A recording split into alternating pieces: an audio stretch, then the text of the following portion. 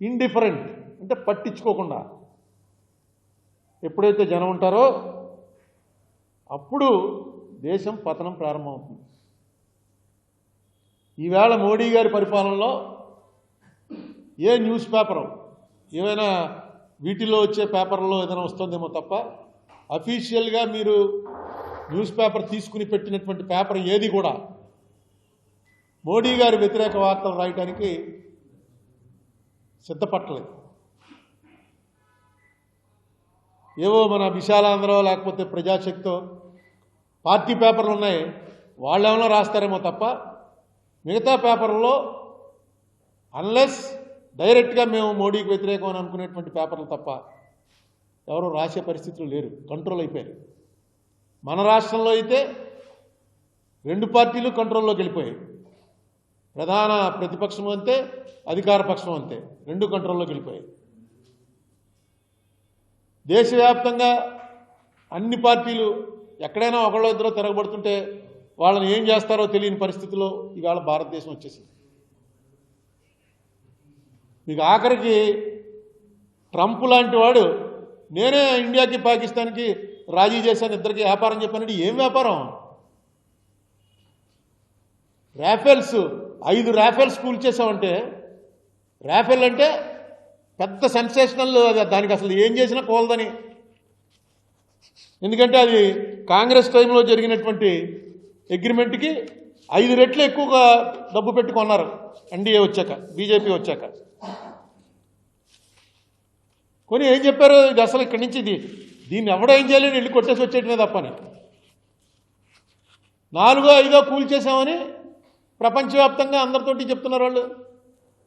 మన లోక్సభలో అడిగితే మినిస్టర్ గారు అంటారు పరీక్ష పాస్ అయ్యామా లేదా అని చూడాలి తప్ప పెన్సిల్ సరిగ్గా రాసిందా లేదా అన్నది కాదు, అది పక్కన పెట్టండి. ఎంతసేపు అదే చెప్తారంటే మనం పాకిస్తాన్లో ఇంతమందిని చంపేశాం, ఇంతమంది వెళ్ళి టెర్రరిస్టులు కొట్టేశాం అని ఆయన సమాధానం చెప్తాడు. ఈ రాఫెల్ దీని మీద ఇప్పటికీ ట్రంప్ అంటాడు నేనే రాజీ చేశానంటాడు, నేనే ఇద్దరికి రాజీ చేశానని. మోడీ గారు ఏం మాట్లాడరు, గవర్నమెంట్ మాట్లాడదు, దాని మీద స్పందనే లేదు. ఈవేళ పుతిన్ గారితో మళ్ళీ కావలించుకుని ఫోటోలు చూసాం. ఈ పుతిన్కి మనకి రష్యాతోటి యుఎస్ఎస్ఆర్ ఉన్నప్పటి నుంచి ఇండియాతో సత్సంబంధాలు ఉన్నాయి. ఎప్పుడు మనం రష్యాతోటి సంబంధాలు చెడగొట్టుకోలేదు, చైనాతో కూడా ఇలాంటి సంబంధాలు గతంలో ఎప్పుడు లేవు. చైనాతో వార్ అయింది కానీ 64లో, ఆ వార్ పూర్తయిన తర్వాత ఇప్పుడు ఇలాంటి సంబంధాలు చైనాతో కూడా ఎప్పుడు లేవు. ఈవేళ భారతదేశానికి ప్రపంచవ్యాప్తంగా ఉన్న పెద్ద క్రెడిబిలిటీ ఏంటి? ఈ భారత ఉపఖండంలో అన్ని దేశాల్లోనూ డిస్టర్బెన్స్లు వచ్చాయి ఎక్సెప్ట్ ఇన్ ఇండియా. ఇంత పెద్ద దేశంలో ఇన్ని కులాలుండి, ఇన్ని మతాలుండి, ఇన్ని నాగరికతలుండి, ఇన్ని సంస్కృతులుండి, ఇన్ని భాషలుండి అసలు it will go to dogs అన్నాడు చర్చిల్. ఇండియాకి ఇండిపెండెన్స్ ఇస్తున్నామంటే India will go to dogs అన్నాడు. అటువంటిది అలా నిలబెట్టుకుంటూ వచ్చాం. దీనికి ప్రధానమైనటువంటిది ఏంటంటే ప్రపంచమంతా మతాల పేరుతో కొట్టుకుంటున్నా, ఇండియాలో మాత్రం దాన్ని కంట్రోల్ చేసుకుంటూ ఎన్ని రెచ్చగొట్టినా కంట్రోల్ చేసుకుంటూ వచ్చాం. నిజంగా వాళ్ళు ఇది హిందూ దేశం కాబట్టి హిందువులే ఇక్కడ జనం, మిగతా వాళ్ళంతా సెకండ్ రేట్ సిటిజన్స్, ఇక్కడ ఉన్న ముస్లిమ్స్ క్రిస్టియన్స్ ఎవరు పనిచేయరు అనేటువంటిదే బీజేపీ వారు నిజంగా ఫాలో అయితే మొన్న ఎందుకు తీసుకొచ్చి సోఫియా ఖురేషిని కూర్చోబెట్టుకున్నారు పక్కన? మొత్తం మనం యుద్ధం గురించి ఏం మాట్లాడుతున్నా ఓ పక్కన తీసుకొచ్చి సోఫియా ఖురేషి అనేటువంటి ఒక ముస్లిం లేడీ, ఆవిడ కళ్ళల్లో ఏదో కొంచెం ఇంపార్టెంట్ పొజిషన్లో ఉంది, ఆవిడని తీసుకొచ్చి ఇంకెవరు లేరా, ఆవిడని ఎందుకు తెచ్చిపెట్టుకున్నారు పక్కన? ఎందుకంటే ప్రభుత్వానికి తెలుసు మన స్ట్రెంగ్తే ఇది. యావత్ ప్రపంచంలో భారతదేశానికి ఉన్న పెద్ద స్ట్రెంగ్త్ ఏంటంటే ఇక్కడ మతాల పేరు చెప్పి కొట్టుకోరు. దానికి కారణం హిందువులే. ఎస్, హిందువులే. ఎందుకంటే హిందువులది ఒక మతం కాదది. దీని మీద నేను చెప్పింది కాదు, ఒకే ఒక అఫీషియల్ జడ్జిమెంటు, తర్వాత మళ్ళీ మతం మీద జడ్జిమెంట్ రాలా. రాజేంద్ర గడ్కరీ అనేటువంటి ఆయన 1964లో ఓ జడ్జిమెంట్ ఇచ్చాడు. ఏమన్నాడు ఆయన? when we think of Hindu religion, unlike other religions in the world, the Hindu does not claim any one prophet. మనకి ఒక ప్రాఫిట్ లేడు, మొహమ్మద్ ప్రవక్త లాగా, జీసస్ క్రైస్ట్ లాగా ఒక ప్రాఫిట్ లేడు మనకి. It does not worship any one God. ఒక దేవుడు లేడు, అసలు దేవుళ్ళు ఏంటో కూడా మనకు తెలియదు. మనకి రాజస్థాన్లో పోతే అక్కడ కాటేశ్యామ్ అని చెప్పి కృష్ణుడి గుడి ఉంటుంది. అది ఏంటంటే ఘటోత్కచుడి కొడుకు బర్బరీకుడికి కృష్ణుడు వరం ఇస్తాట, నిన్ను పూజిస్తారు నా పేరుతోటి అని. అసలు ఘటోత్కచుడికి బర్బరీకుడు అన్న కొడుకున్నాడనే మన భారతంలో అక్కడ ఉండదు. అక్కడ అది పెద్ద గుడి, విపరీతమైన జనం ఎప్పటి నుంచో. ఇక్కడ అక్కడ దేవుడి దగ్గర కూడా మనం ఏదైనా కొత్త గుడికి వెళ్తే స్థల పురాణం అని చెప్పి పురోహితుడే చెప్తాడు, అక్కడ ఉన్నటువంటి ఆచార్య గారు చెప్తాడు ఈ స్థల పురాణం ఇదని. అక్కడికక్కడ తెలుసుకుంటాం మనం గాడ్ని. It does not worship any one god. It does not subscribe to any one dogma. It does not believe in any one philosophic concept. It does not follow any one set of religious rites or performances. In fact it does not appear to satisfy the narrow traditional features of any religion or creed. It may broadly described as a way of life, nothing more. ఇందులో పాలిథియిస్టిక్ ఉండొచ్చు, అంటే బహుదేవతారాధన. Monotheistic ఉండొచ్చు, ఏకేశ్వరోపాసన. ప్యాంథియిస్టిక్ ఉండొచ్చు, సర్వదేవతావాదం. మోలిస్టిక్ ఉండొచ్చు, ఏకత్వం, దేవుడు ఒక్కడే ఉన్నాడు. అగోయిస్టిక్ ఉండొచ్చు, అంటే ఆజ్ఞేయవాది, కనపట్లేదు కాబట్టి నేను నమ్మను. నాకు ఈ మాట ఎవరు జైపాల్ రెడ్డి గారు చెప్పాడు. నేనేమి నాస్తికుడిని కాదు, యాగ్నాస్టిక్ అన్నాడు. యాగ్నాస్టిక్ అంటే అర్థం ఏంటి సార్ అంటే, నాకు దేవుడు కనపట్లేదు కాబట్టి నేను దేవుడి మీద ఏమి దృష్టి పెట్టను, దేవుడి సంగతి నాకు అనవసరం. హ్యూమనిస్ట్, అది కూడా మన కల్చర్లో ఒకటి, మానవతావాది. ఎథిస్ట్ అంటే నాస్తికుడు. వీళ్ళందరూ కూడా ఈ మతంలో ఉన్నారు. వీళ్ళందరినీ ఎవరిని కూడా నువ్వు దేవుడిని నమ్మకపోతే నువ్వు ఆ మతంలో లేవనడానికి లేదు. నాస్తికుడికి కూడా చార్వాకుడు అన్నవాడిని చార్వాక మహాముని అనే పిలిచారు. చార్వాక మహాముని అని పిలిచారు తప్ప అతన్ని తప్పు నువ్వు అని దేవుడు లేడంటావా అని అనలే. అతను తీరి పెట్టాడు, దేవుడు లేడు, ఏం లేదా, ఎంజాయ్ చేయండి లైఫ్ అని. నా తీరిని కూడా అతన్ని మహాముని అనే అన్నారు.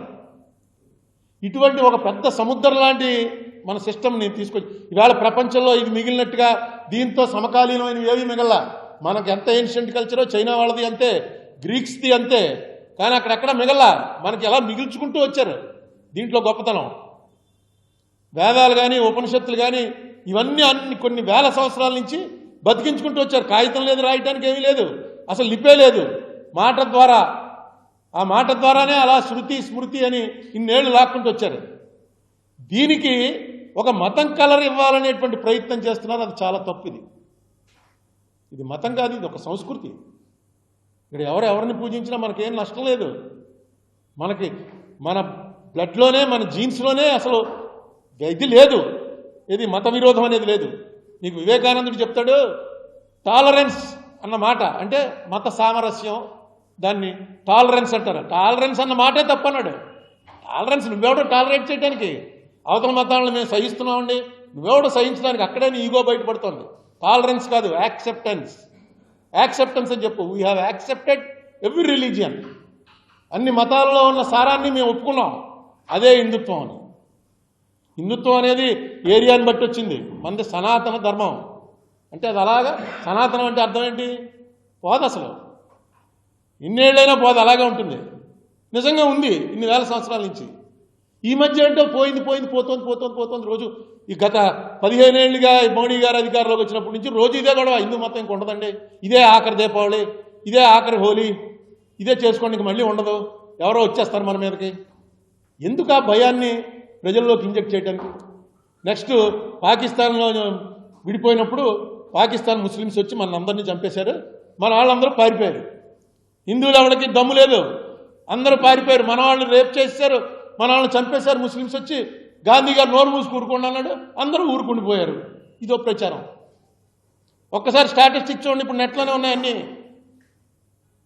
పాకిస్తాన్ విడిపోయింది, ఇండియా విడిపోలా. పంజాబ్ అనే రాష్ట్రం విడిపోయింది. పంజాబ్ అనే రాష్ట్రం పాకిస్తాన్ గాను పంజాబ్ గాను ఉండిపోయింది. పంజాబ్లో ఎంతమంది ముస్లిమ్స్ మిగిలారు, విడిపోయినటువంటి పంజాబ్లో ఎంతమంది హిందువులు మిగిలారు ఒకసారి చూడండి. ఇక్కడ అసలు ఎవరో మిగల, మొత్తం చంపేశారు వీళ్ళు. అక్కడ కనీసం 4% ఉన్నారు ఇంకా. అలాగే రేప్ కేసులు, అబ్డక్టెడ్ కేసులు అన్నీ ఉన్నాయి. మీరు నెట్లోకి వెళ్తే అంటే దొరుకుతాయి. హిందువులు ఎంతమంది మిస్ అయిపోయారో ముస్లిమ్స్ అంతమంది మిస్ అయిపోయారు. ఎందరు రేపు చేయబడ్డారో ఇటు అంతే అయ్యాయి. అక్కడ జరిగింది ఒక భయంకరమైనటువంటి నరమేధం. పక్కవాడు ఇంటి పక్కడు కొట్టేసుకున్నారు. అది మళ్ళీ రాకూడదు అనేదే ఇండియా ఆలోచన. అది ఎప్పుడు బతికుండాలనేదే పాకిస్తాన్ ఆలోచన. ఎందుకంటే పాకిస్తాన్కి ఇంక డెవలప్మెంట్ లేదు. వాళ్ళకి ఎంతసేపు హిందువులు కొట్టేస్తారు, మనం వచ్చి జాగ్రత్త అని అలా మిలిటరీ రూల్లోనే రన్ అవుతున్నారు వాళ్ళు. మనకి ఇప్పుడు అది పెట్టే ప్రయత్నం చేస్తున్నారు.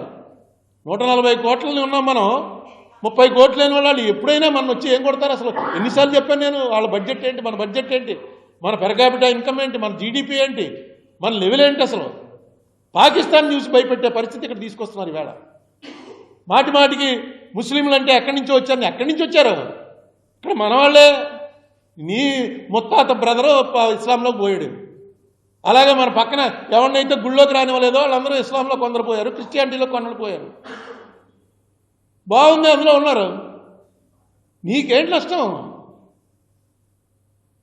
ఇవాళ ఏ పరిస్థితి తీసుకొస్తున్నారంటే మళ్ళీ ప్రపంచవ్యాప్తంగా మన సోఫియా ఖురేషిని పెట్టారు. సోఫియా ఖురేషిని తీసుకొచ్చి పక్కన కూర్చోబెట్టుకు చెప్పారు. ఆ సోఫియా ఖురేషి ఎవర్రా అని చూశాను నేను. చూస్తే ఈవిడ భార్య, ఈవిడ భర్త తాజుద్దీన్, ఆయన కల్నల్ ఇండియన్ మిలిటరీలో. ఈవిడ తండ్రి కాదు తాత ఝాన్సీ లక్ష్మీబాయి చేసినప్పుడు పోరాటంలో ప్రధానమైనటువంటి సైన్యాధికారి పాత్ర వహించిన కుటుంబం ఇది. ఝాన్సీ లక్ష్మీబాయి ఆర్మీలో ఉన్నటువంటి ముస్లిం కుటుంబం. ఇవన్నీ బయటికి రాకూడదు అని అలా పక్కన పెట్టేసి మనమే అనుకుని, లేదు ఈ గొడవ బ్రిటిష్ వాళ్ళు పెట్టిన తర్వాతే వచ్చింది. ఈవేళ దాన్ని బీజేపీ వారు రాజకీయ కారణాల కోసం ప్రోత్సహిస్తే అర్థమైంది ఏంటి? మళ్ళీ ఈయన ఇండియాలో మాత్రం ముస్లిమ్స్ హిందువులు కొట్టుకోవాలి, ప్రపంచవ్యాప్తంగా మాత్రం ముస్లిమ్స్ అందరినీ ఈయన వెళ్ళి కావలించుకుంటారు, వాళ్ళతో స్నేహం చేస్తారు. అసలు ఇండియన్ కల్చర్ ఏంటంటే ఒక్క మాట చెప్తే మీకు అర్థమైపోతుంది. ఇదేమి అనుకుని ప్లాన్ చేసింది కాదు, ఆటోమేటిక్గా జరిగింది. బంగ్లాదేశ్ని విడిపోయింది పాకిస్తాన్ నుంచి. మెయిన్ పాత్ర అమెరికా వ్యతిరేకం చేసినా సరే ఇందిరాగాంధీ రష్యా సహాయంతో పాకిస్తాన్లో డైరెక్ట్గా వెళ్ళి ఆక్యుపై చేసి ముజిబుర్ రహమాన్కి అప్పచెప్పేశారు. అప్పటికి మేమంతా పెద్దవాళ్ళు అయ్యాం. మాకు రేడియో న్యూస్ తెలిసేంత వయసు ఉంది, పేపర్ చదివేంత వయసు ఉంది. ఆ వేళ లిస్టు చూడండి. ఇండియన్ ఎయిర్ ఫోర్స్ మెయిన్ పాత్ర వహించింది. ఇండియన్ ఎయిర్ ఫోర్స్ డైరెక్ట్గా ఆ ఫ్లైట్స్ని చూసే పాకిస్తాన్ ఆర్మీ వాళ్ళు పైనుంచి, ఇది ఎప్పుడు 72లో పైనుంచి విమానాలు వచ్చేస్తున్నాయి ఇండియన్ విమానాలు అనేటప్పటికి భయపడిపోయి బంకర్స్లో దూరిపోయి పారిపోయారు. ఆ మొత్తం ఆపరేషన్ రన్ చేసినటువంటి ఎయిర్ ఫోర్స్కి ఇండియన్ ఎయిర్ ఫోర్స్ కమాండర్ పేరు ఇద్రిస్ హసన్ లతీఫ్. అదొక ముస్లిం అతను. బంగ్లాదేశ్ అనేటువంటి పాకిస్తాన్ అనేటువంటి ముస్లిం కంట్రీలో భాగమైనటువంటి బంగ్లాదేశ్ అనే దాన్ని విడదీయటంలో ప్రధాన పాత్ర, ఆ దేశాన్ని ఏర్పరచడంలో ప్రధాన పాత్ర వహించిన ఒక ఇండియన్ ముస్లిము ఇద్రిస్ హసన్ లతీఫ్ అతని పేరు. అక్కడితో అయిపోలేదు. ఆర్మీ కమాండర్ ఎవడు మనందరికీ తెలుసు, మానెక్ షా. మానెక్ షా అంటే పార్సీస్ అంటే ఇండియన్స్ కాదు వాళ్ళు, హిందూస్ కాదు వాళ్ళు. పార్సీలు అంటే ఇరాన్ నుంచి పారిపోయి వచ్చిన వాళ్ళు. ఎవరైతే అక్కడ సంతకం పెట్టాడో అవి ఫోటోలు కూడా చాలా మనం చూస్తూనే ఉంటాం. పాకిస్తాన్ వాడిని ఎలా కూర్చోబెట్టారు, ఇండియా తరఫున ఒకడు కూర్చున్నాడు, ఇద్దరు సంతకాలు పెట్టి లొంగిపోతున్నాం అని సంతకం పెట్టాడు పాకిస్తాన్ వాడు. మనకి మేము ఒప్పుకుంటున్నాం అని మనవాడి సంతకం పెట్టాడు. మనవాడి పేరేంటి? జగ్జిత్ సింగ్ అరోరా, సిక్కు. ఈ యాక్చువల్గా ఈ లొంగిపోవడం ఇదంతా కూడా నెగోషియేట్ చేసినటువంటి మెయిన్ ఆఫీసర్ ఎవరంటే జనరల్ అతను, who has negotiated this entire deal. అతని పేరు జేఎఫ్ఆర్ జాకబ్. ఇది ఇండియా. ఇవాళ ప్రపంచంలో ఇండియాని ఎవడో కూడా ఈ కంట్రీలో ఈ తప్పులు ఉన్నాయి, మత ఛాందస్మైన కంట్రీ అని అనుకోవడానికి వీలు లేని పరిస్థితి తీసుకురావడానికి ఇదేమి ప్లాన్ చేసి పెట్టింది కాదు. అప్పుడేమీ గొడవలు లేవు. యాదృచ్ఛికంగా జరిగిన దాంట్లో టాప్ పొజిషన్స్లో ఉన్న వాళ్ళందరూ అన్ని మతాల వాళ్ళు, ప్రపంచంలో ఉన్నటువంటి అన్ని ముఖ్యమైనటువంటి మతాల వాళ్ళు టాప్ లెవెల్లో ఉన్నారు. ఈ మెసేజ్ చూడగానే అర్థమవుతుంది. ఓ పక్కన అదేమో ఇస్లామిక్ కంట్రీ, ఇంకో పక్కన ఇది సెక్యులర్ అంటే అదే. అలాంటి దాన్ని మనం ఏ పరిస్థితి తీసుకొస్తున్నాం అంటే అనవసరమైనటువంటిది. ఈవేళ రష్యాతో కలిశారు. రష్యాతో కలవటం ఇది ఈవేళ వీళ్ళు కలిసింది కాదు, ఎప్పటి నుంచో రష్యాతో మనకు స్నేహ సంబంధాలే ఉన్నాయి. మాట్లాడండి, రష్యాతో మాట్లాడండి, అమెరికాతో మాట్లాడండి, చైనాతో మాట్లాడండి. ఇండియాలో మాత్రం ఇలా ప్రవర్తిస్తూ బయట బాగానే చేయొచ్చు మనం మ్యాజిక్ అనుకుంటే అది పొరపాటు. అది బయట మ్యాజిక్ అలా జరగదు. ఎందుకంటే మీరు గొడవ పెట్టుకుంటున్నటువంటి మతాలు క్రిస్టియన్స్ ప్రపంచవ్యాప్తంగా 220 కోట్ల మంది ఉన్నారు. ముస్లిమ్స్ ప్రపంచవ్యాప్తంగా 160 కోట్ల మంది ఉన్నారు. అసలు మతమే లేదనేవాళ్ళు 110 కోట్ల మంది ఉన్నారు. మనం 100 కోట్లు ఉన్నాం. మన చుట్టూ ఉన్నటువంటి ముస్లిం కంట్రీసే. మనం ఇక్కడ మాత్రం లోపలేనండి ముస్లిమ్స్ని వేధింపు, బయటికి వెళ్తే మనం ముస్లిమ్స్ అందరినీ కావలించుకుంటా ఉంటే అది ఆగేది కాదు. ప్రపంచం చిన్నది అయిపోయింది, చిన్న పల్లెటూరు అయిపోయింది. ఎక్కడ ఏం జరిగినా సరే ఈ కమ్యూనికేషన్స్ పెరిగిపోవటం వల్ల వెంటనే తెలిసిపోతుంది ఎక్కడేం జరిగినా. ఈవేళ మీ పాలసీ ఏంటి? నేను అందుకే అడిగాను. ఈ ఆర్ఎస్ఎస్ 100 సంవత్సరాలు అయిందని మొన్న డైరెక్ట్గా మోడీ గారు వచ్చి ఆర్ఎస్ఎస్ లాంటి అతి గొప్ప ఆర్గనైజేషన్ లేదు అని చెప్పి ఎర్రకోట మీద నుంచి ఆగస్టు 15 స్పీచ్ నాడు చెప్పాడు. ఏ ఆర్ఎస్ఎస్ అయితే పటేల్ గారి చేత నిషేధించబడిందో ఆ పటేల్ని మా లీడర్ అని చెప్తారు వాళ్ళు. వాళ్ళకి సొంతంగా చెప్పుకోవడానికి లీడర్స్ లేరు. కాంగ్రెస్ తోటి ఎవరెవరు డిఫర్ అయ్యారో వాళ్ళందరూ కూడా వాళ్ళ లీడర్స్ అయిపోయారు.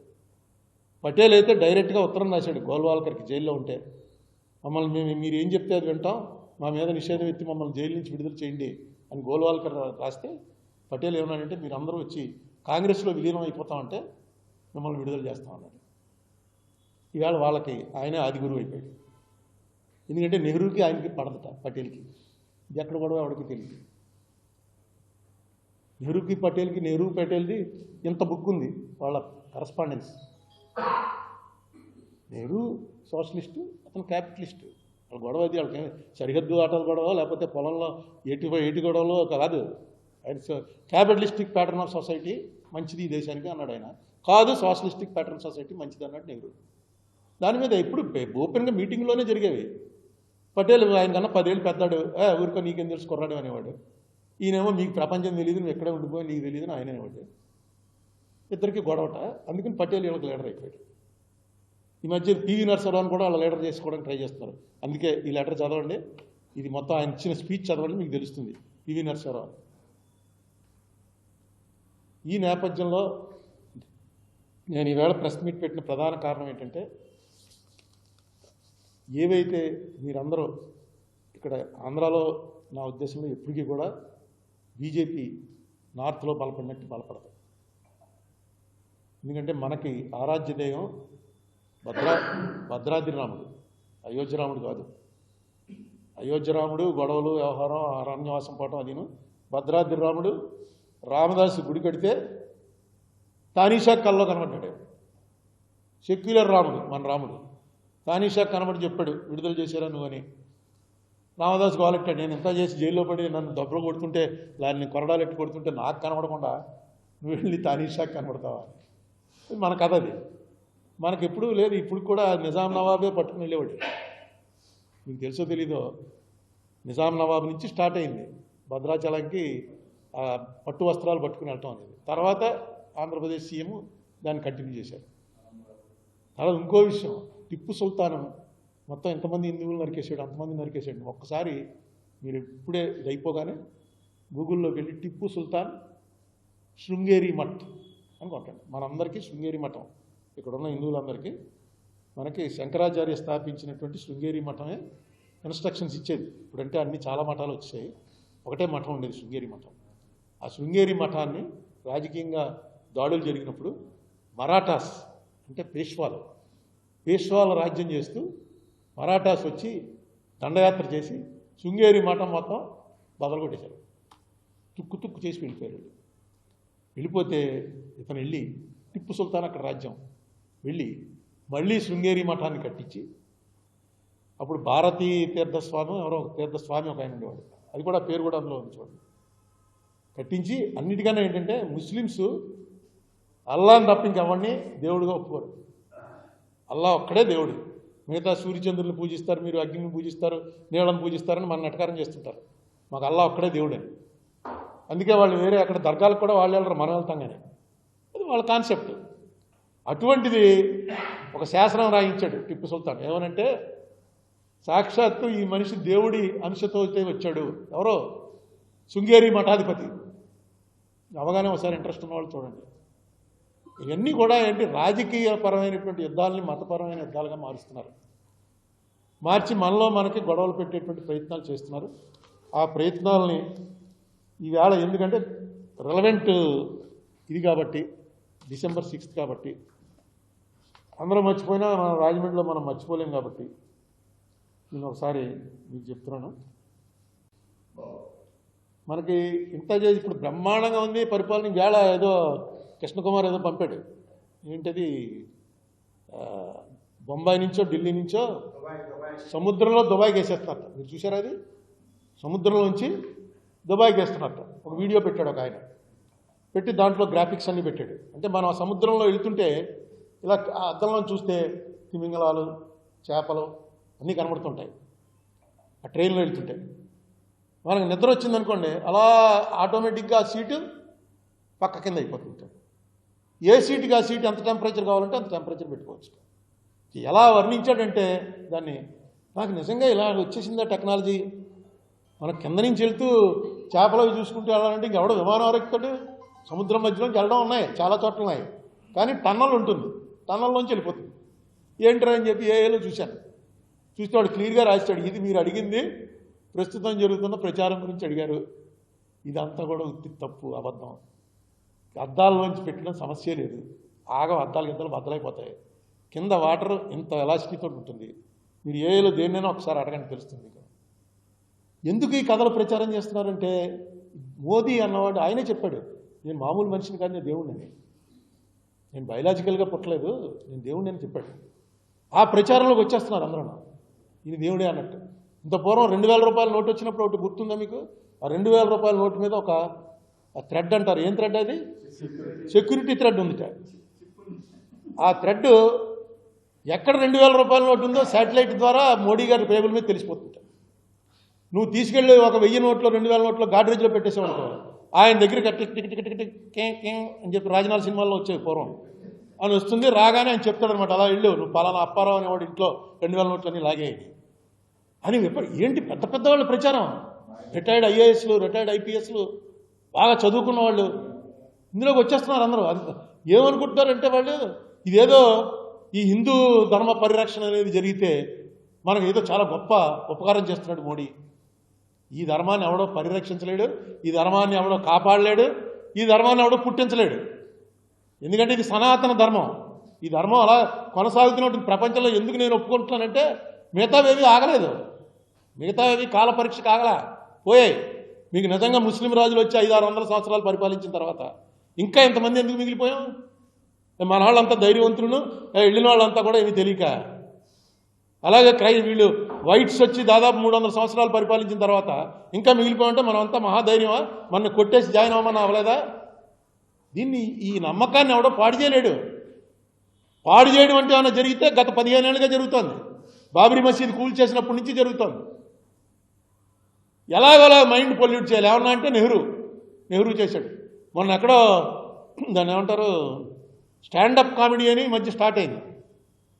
హిందీలోను ఇంగ్లీష్లోను వరల్డ్లో అంతా పాపులర్ అవుతుంది, మన ఇండియాలో కూడా పాపులర్ అవుతుంది. మొన్న ఎక్కడో స్టాండప్ కామెడీ కూడా చూశాను. అందులో చెప్తున్నాడు, కొంచెం తెలుగులో చెప్తాను మీకు. ఏం చెప్తున్నాడంటే, రామనారాయణ లేకపోతే కృష్ణకుమారో వాడో అమెరికాలో ఉంటున్నాడు. ఉండేవాడు వాళ్ళ తాలూకు వాళ్ళ నా తండ్రి కొత్తపేటలో ఉంటాడు. వాడి తండ్రి పేరు అప్పారావు. తండ్రి అప్పారావుకి వాడు ప్రతి నెల ఒక $500 పంపుతున్నాడు. వాడు $500 పంపేటప్పటికి $500 వచ్చి కొత్తపేటలో పలానా అప్పారావు అనేవాడి అకౌంట్లో పడాలి. అది ఏమైంది, ఆ కొత్తపేట రావులపాలెం దగ్గర కొత్తపేటకి అతను పంపుతుంటే స్టేట్ బ్యాంక్ ఆఫ్ ఇండియా వాళ్ళు రాజమండ్రి కొత్తపేటలో అప్పారావు అకౌంట్లో వేసేస్తున్నారు. రాజమండ్రిలో ఒక అప్పారావు ఉన్నాడు, కొత్తపేట ఉంది, ఫారెన్ చెక్ వస్తుంది, దీంట్లో పంపించేస్తున్నారు, ఇది వచ్చేస్తుంది. అక్కడ వాడు ఇది ఆడిట్లో తేలింది, ఇదేంటి ఈ చెక్కులన్నీ కూడా పలానా కొత్తపేట అప్పారావు అంటే ఈ అప్పారావు కాదు, వీడు తీసేసుకుంటున్నాడు, వాడేం మాట్లాడట్లేదు. కంప్లైంట్ పెట్టాలి కదా, ఇదేంటంటే నా డబ్బులన్నీ నాకు రావట్లేదు, మా అబ్బాయి పంపుతున్నాడని. ఏం చేశారంటే ఆడిట్ వాళ్ళు వచ్చారు, ఆడిట్ వాళ్ళు వచ్చి అసలు అడుగుదామని ఈ కొత్తపేట వాడిని, రాజమండ్రి కొత్తపేట వాడిని పిలిచారు. పిలిచి ఏమా నీకు డబ్బులు ఎక్కడి నుంచి వస్తున్నాయని. నాకు వస్తున్నాయి కదండి అని. అదేనే నీకు ఎక్కడి నుంచి వస్తున్నాయో తెలియకుండా ఎలా వాడేసుకుంటున్నావు అంటే మోడీ గారు 15 లక్షలు వేస్తున్నారు కదండి, అది ఏమన్నా దఫదఫాలుగా వేస్తున్నారు. వాడేం మోసం కాదు, ఇన్నోసెంట్గా చెప్పాడు. దఫదఫాలుగా ఎక్కడికో తెలియకుండా నా దాంట్లో ప్రతి నెల డబ్బులు పడుతుంటే ఎవరుకుంటామండి. నాకు తెలిసి మోడీ గారు మాత్రం వేస్తా అన్నారు, అది దఫదఫాలుగా వేస్తున్నారు అనుకుంటాను. అమ్మ మరి ఆడిని అడగండి అన్నారు. వాడిని అడిగారు, ఏమయ్యా నీకు నీ కొడుకు పంపుతున్నాడు ప్రతి నెల వస్తున్నాయి, నీ దాంట్లో రాకుండా పోతున్నా నీ కొడుకు నీకు చెప్తున్నాడు నీకు పంపాను అని, నువ్వు తీసుకోవట్లేదు, ఏంటి విషయం? వాడు అన్నాడు నెహ్రూ అని ఎవడో ఉండేవాటంటే ఆడు కొట్టేస్తున్నాడేమో అని అనుమానం నాకు. మళ్ళీ మా అబ్బాయికి చెప్పాను అనుకోండి, ఎందుకు అతను మనసు పాడు చేసుకుంటాడు, ఇది ఏదో తేలుతుంది, మోడీ ఒప్పుకుంటాడండి, ఏదో రోజున తేలుతుంది. నేను మోడీకి ఉత్తరం కూడా రాశాను, నా బ్యాంక్ అకౌంట్లో డబ్బులు నెహ్రూ కొట్టేస్తున్నాడు, దీని సంగతి కూడా నువ్వు ఎప్పుడో దీన్ని తేల్చాలి రాశాను. అంటే నమ్మకం, ఆయన 15 లక్షల రూపాయలు ఇచ్చారన్నది ఈయన తీసుకుంటున్నాడు అనుకుంటున్నాడు. ఈయన నిజంగా నెహ్రూ గారు దోపిడీ చేస్తున్నాడేమో, అతను దోపిడీ దొంగ కదా. మన మోడీ గారి లెక్క ప్రకారం ఈ ప్రపంచంలో అత్యంత దుర్మార్గుడు ఎవడంటే నెహ్రూ. ఆయన లెక్కది 10 ఏళ్ళు జైల్లో ఎందుకున్నాడంటే ఏవో జేబులు కొట్టేసి ఏవో చేసి 10 ఏళ్ళు జైల్లో ఉన్నాడు. ఆస్తులన్నీ ఎందుకు ఇచ్చేశాడు రా ఈ దేశానికంటే ఏదో దాని వెనకాల స్వార్థం ఏదో ఉండి దేశానికి ఇచ్చేశాడు. నెహ్రూని ఎప్పుడైతే దుర్మార్గుడని అన్నాడో వాడికి చరిత్ర తెలియదనమాట. దాన్ని అంగీకరిస్తున్నాం అంటే మనం కూడా చరిత్ర తప్పుదోవ పట్టించడానికి రెడీ అయిపోతున్నాం. ముఖ్యంగా నేను అడ్రస్ చేస్తున్నది చదువుకున్న వాళ్ళు, ఉన్నత స్థానాల్లో ఉన్నవాళ్ళు. ఒకసారి ఆలోచించండి.